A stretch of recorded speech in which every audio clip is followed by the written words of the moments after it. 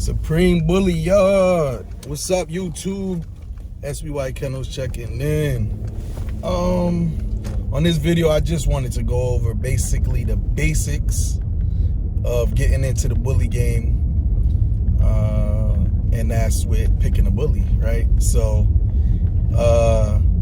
for all the new people on the channel, OGs that's watching, you know, salute to y'all. Salute to everybody that's supporting the channel. So when it comes to picking a bully, right? How do you pick your first bully? Should I go with a male? Should I go with a female? What to look for? Once you get them, how to feed them? How to promote them? Like, I'm just gonna break down the basics because as I make more videos, I'm gonna give you actual videos of feeding them, videos of, you know, showing you dogs that I have in my kennel, showing you puppies, how to pick one of my puppies, how I pick my keepers or whatnot. Anyway, so let's just get into the video. So the basics of how to pick my starter, my foundation dog, whether male or female, the basics remain the same. And in my opinion, it starts at the pedigree. Not so much what big name dogs is in the pedigree. That's not even important. I know big name dogs that produce terrible dogs. So, you know, it's not about what big name dogs is in my pedigree. It's about what quality are the dogs at. The quality of the dogs in your pedigree is the most important. And that's what you want to research. So you want to look at the dog's pedigree. Matter of fact, I brought a pedigree along the ride with me. We on the way to Tractor Supply. But I brought a pedigree along the ride with me so that you guys can see what a pedigree looks like and how to dissect the pedigree. This is a ABR pedigree, American Bully Registry. And this is one of my females in my camp, Doe Girl. This is her paperwork. And this is actually a puppy paperwork. So it'll give you a good idea. So right at the top, you see puppy paperwork, or puppy 7 from Paper Bag and Scarface. So Paper Bag and Scarface is the sir and the dam to the litter, the mom and the dad. And this is how your puppy paperwork should look when you receive it from the breeder that you're buying a dog from. But we're not there yet. We're basically at pedigree, right? So, you know, Paper Bag and Scarface is the sir and the dam. So what you would do is you would look at the sir's pedigree to see who's his father, and in this case is Moneybag, and to see who's the female that was put with the sir. And in this case it is, hang on, sorry, I got traffic I gotta pay attention to. But in this case it will be Moneybags and Off-White, a female named Off-White who's from BTB's kennel. And then, you know, Moneybags, the great-grandparents, Moneybags' parents were JBC, Jersey, I think that's Jersey City Bully Kennel or something like that, or Bully Camp, Jersey City Bully Camp. And it is Grape Ape, and the mom is Amelia Pucci. So basically, without naming all of these people's kennels and dogs and going through that whole pedigree, you know, that's how you basically get the information from the pedigree, and you do your research. So boom, you look up who is Moneybags. You try to find out what stud is this. Is this a popular stud? Is this a and then you break it down. Okay, what does the stud look like? What characteristics and flaws do the stud have? Is his feet straight? Is his rear correct? How's the bite on the dog? Does he have like an underbite, which sticks out in the bottom more, or an overbite, which sticks out in the top more? Is his muzzle smash muzzle, or do he have a long nose? And you just those are the things that you look for, and if you don't know, that's why I'm telling you. So we breed micro bullies and nanos. So this channel is specifically about the breed that we're into, more or less. However, if you have a bully, you know, I have plenty of helpful tips and stuff that I will be bringing up. So when you're looking for a dog, I would look in the micro bully community or a nano bully community. You want a dog that's low to the ground and short. The shorter the better. You want a dog that has straight feet. It doesn't knuckle over this way or east-west out this way, or it ain't too bow-legged this way. You really want straight feet that is not bent over in any way. You want the feet straight. And that's a big deal. It's really tough actually finding a dog with straight feet. To be honest, there's a lot of dogs out there that have something wrong with their feet, more or less. So when we're looking for straight feet, we're looking for a clean bite, meaning that their teeth line and match up, bottom ain't sticking out too much. That's more of an exotic look. And to be honest with you, if you're in the bully game, you want to clean up the breed. So if you're breeding dogs with underbites, you know, the goal is to clean up the breed. I'm not saying scrap your dog, you got a trash dog. Absolutely not. I'm saying don't breed a dog with a big underbite to a dog with a big underbite, because you're trying to breed the bulldog out of them. That bite comes from bulldogs. And you don't want a bulldog, you want a bully. So you want to clean the bite up. You want to take that bulldog up look out of them and get them more with a tight skin, clean bite, straight feet. That's just up front. So now when we go for the rear, there's a few things to look for. One, cowhawk. If your dog, and the cowhawk is if your dog's back feet go out this way.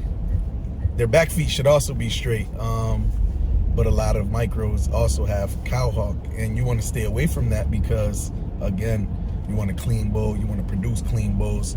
Is healthier for the dogs, and it'll elevate your yard. You want your bully yard to be top notch. You want some of the best dogs. That's how you elevate your yard, is by looking for the best qualities, breeding the best dogs.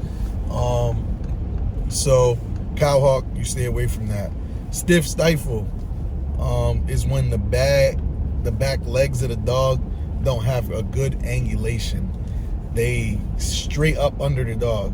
They don't bend back. The dog doesn't have the natural arch on the back legs. The legs are just more straight up, and when he walks really stiff.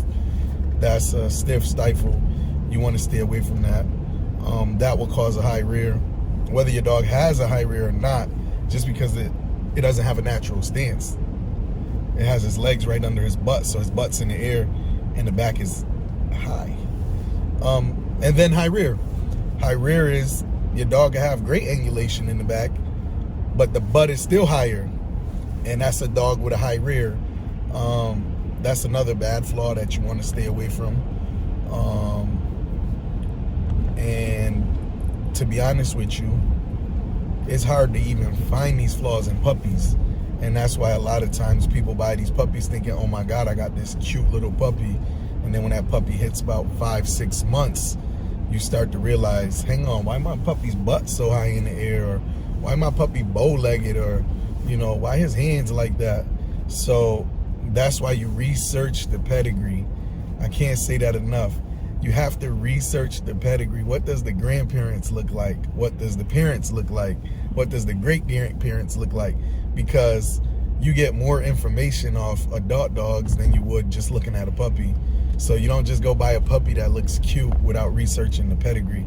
So the parents, the grandparents are going to tell you what you're going to get, right? Ain't no way around that. Like if two people breed two dogs with an underbite, probably 90% of the litter, that's almost every single puppy, is going to have an underbite. Whether it's going to be severe or slight depends on each individual puppy. But if two people breed dogs that have east-west, chances are the whole litter gonna come out east-west. It's a genetic thing, especially high rear. Like, so if you do your research, then you would know, okay, the parents don't have underbites, the grandparents don't have underbites. Chances are your puppy's gonna have a clean bite. The parents don't have east-west, and the grandparents don't have east-west. Chances are you're gonna have a puppy with straight feet. And so just going down the line. So boom, pedigree, pedigree, pedigree. That's, I can't scream it enough. And it's not about what dogs is in the pedigree. That's a plus. Like if you got a dog with a stacked pedigree, that's a plus. But you have dogs, and I ain't calling nobody out, but you have dogs that have huge names and they underbites stick out from here to the steering wheel, and everybody uses them. Everybody uses them because they chasing pedigree instead of quality, and that's a problem in the bully community. Is everybody want to chase pedigree instead of cleaning up their dogs. And that's not, I'm not promoting that. That's not what I do. I'm trying to promote you guys down the right path so that you can be successful in this breeding business, and that you don't get stuck with your puppies because they look like bulldogs instead of bullies. So again, don't chase the big names unless they got the features to go with it. Stay away from underbites. Stay away from east-west, crazy up front feet. Stay away from dogs that don't got a correct stance, because it's not only east-west. Some dogs will be bow-legged. Some dogs that have the freaky elbows, which I like. You know, everybody has their preference. I don't mind the freaky elbows if it's on a correct frame. If you got a tall dog with the freaky elbows, it just looks weird. I think those go better on nanos, but that's just my preference. Anyways, parents, man, that's all. That's the basis of this video, is how to pick the right puppy. And in my opinion, picking the right puppy starts with researching the puppies in your the dog's pedigree. I don't care what the parents look like, because people Photoshop their dog, people cut off their dog's feet on their little flyers that they make. They put the names covering the feet so that you don't see the east-west. Like, they do a bunch of little sneaky tricks. They'll have their dogs on the flyer with their mouth open so you don't see the underbite. So they try to trick you. But if you do your research, you're gonna find these dogs on the internet. You're gonna find them even on the owner's page, like, unless he does a really good job of hiding everything. And then you go to the grandparents. If the parents don't give you enough information, or even if they're giving you the good information, then you go to the grandparents. All right, boom. Who's the grandparents on these litters? You got 2 grandparents on each side. That's 4. So you got 4 dogs to look at. And that's going to start telling you the story. Okay, boom. The mom had a slight high rear, or the grandmom had a slight high rear. And then you look at her parents. Did any of them have a high rear? Because sometimes flaws come from neglect. Well, I wouldn't want to call it neglect, but uneducated owners as well. Because if you overfeed your dogs as a puppy, you can create some of these flaws. You can create a high rear. You can create east-west just from not knowing what you're doing. It won't be a genetic thing. It'll be just bad, unresponsible breeder, not realizing that he's causing these flaws. So that's why you look at 3 generations, because if the grandma had a high rear but the grandparents didn't have a high rear, then chances are the breeder overfed that dog, or gave him too much protein, and it created the high rear. So as far as starting with a male or a female, I would basically say it depends on you as an individual. Are you ready to whelp a litter? Are you ready to lose a litter? Are you ready to have sleepless nights? Is your life set up that way? Are you able to take off from work to feed these puppies every 2 hours for the first week, because they need to be fed every 2 hours? Are you ready to be up watching them, making sure the mom ain't laying on them, separating them from the mom, bringing them back to the mom when it's time to nurse them, making sure that the mom is stimulating them, licking them so that they use the bathroom after every feeding, and all the other things that come with whelping a litter. that you may know about or may not know about. Is your life set up where you have that much time? And if the answer is no, then you might want to start with a male. My thing with males, and I'm going to be brutally honest with you, if you're male...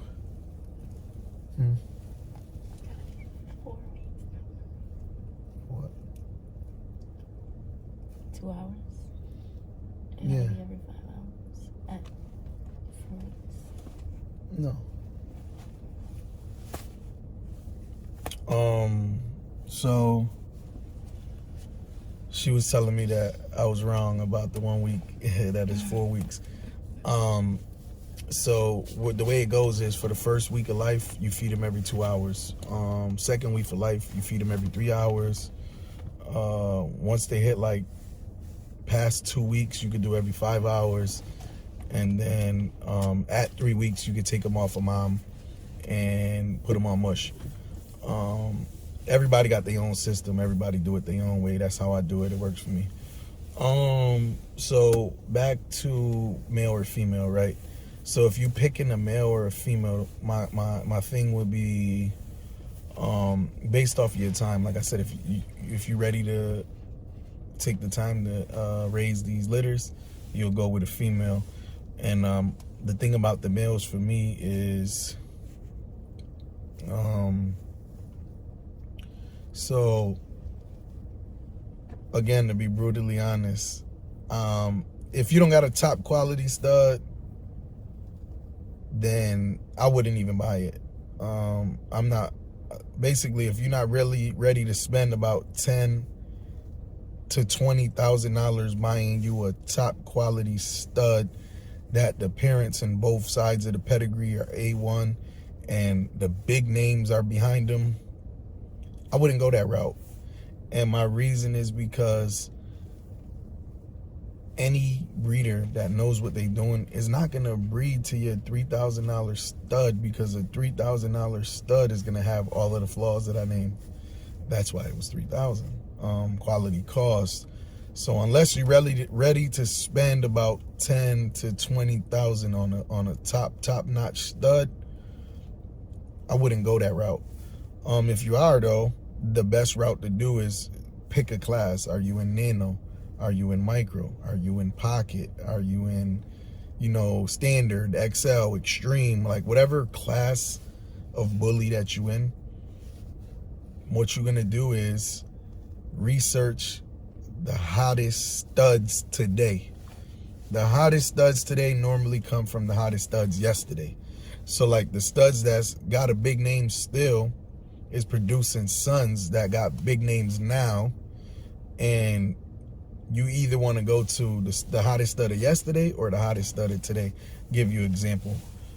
Crunch created Punch. Punch is a newer stud. He's a nano, but he got a big name. And Crunch got a big name. So whether you breed to Crunch or Punch, you're going to get the same effect on that pedigree. Except if you breed to Punch, you're going to have Punch and Crunch on your pedigree. So that's why you go with the biggest stud of our time, with the big stud parents and grandparents behind them. Another example is King Jiagi, which is a Mr. Miyagi's son. So you could breed to Mr. Miyagi because he's been cloned, right? So you can say, I'm going to breed to Miyagi. Or you could breed to King Jiagi, who has Jiagi up front with Mr. Miyagi behind him. You get both of them in your pedigree. So anyways, boom. The big breeders ain't going to breed to a stud with mediocre studs in the pedigree with flaws. So basically, you're going to be stuck in a loop of using your stud on pupback deals and stuff like that with mediocre females, or, basically, mediocre females. And then you're going to find yourself breeding mediocre dogs. You're going to be stuck in mediocrity. And if you're doing this to be mediocre, you should just get out the game now. You really want to be the best at anything you do, and you want to create the best quality. So with that being said, unless you're ready to spend $10,000 to $20,000 on a really top of the line stud from a big breeder that got a big following and and you research the pedigree to make sure that all of those flaws ain't in there, boom. That's how you find your stud. If you're not ready to spend that type of money, go get you a female that'll probably cost half of that, $6,500, $5,500, that has great studs. You got people out here breeding clean females to dogs like Punch. They're not the big kennels, but they got clean females and they breed into nice studs, and they selling their studs, I mean their dogs at a discount because they don't have the big name, but they still, you know, $6,500 might be a discount to somebody, and to somebody else it might be a bag. So my advice would be, don't be cheap. If you're being cheap, you're gonna produce cheap dogs. If you get you a $1,500 dog, you're gonna have $1,500 puppies. If that's your goal, go get you a pit bull and breed you some pits. If you're trying to breed micros, nanos, don't be cheap, because you're gonna end up with train wrecks. You're gonna end up with terrible looking dogs, being brutally honest. Save your money, stack your money, use your income taxes, whatever you got to do to invest in your at-home business, and find you a quality breeder who is breeding quality dogs, and go get you a quality bull, and start your foundation like that. And then from there, it's off to the races, because you do your research, you keep, you know, following YouTubers and doing your research, and then you go breed to a top stud. And that don't mean, oh, I got a top quality dog, I got a top stud, I'm gonna charge $20,000. That's probably not gonna happen either. But you'll be the breeder with the top quality and at a decent price, and you'll build your brand, you'll build your following, you'll be building it the right way though. And by doing things the right way, success is gonna follow you. You're gonna attract it to you. Basically, what you put out is what you're gonna get. You breeding quality, you're gonna get quality of life that you're looking for. You're gonna get that money. So basically, to wrap it up, research your pedigrees, man. You see somebody on Facebook, Instagram, YouTube, and they got these puppies available, and I don't care what the price is. Research the pedigree. If the dogs in that pedigree don't look good, if they don't fit your vision, why would you spend money on that dog? Like, figure out your vision. Are you breeding micros? Are you breeding nanos? Do you like dogs with the bow leg, freaky elbows? Do you like dogs that have an H frame? Do you like dogs that, like, breed for your vision, and research the pedigrees, and buy yourself a nice dog, man. That's the video. That's my advice. And good luck to you guys, man.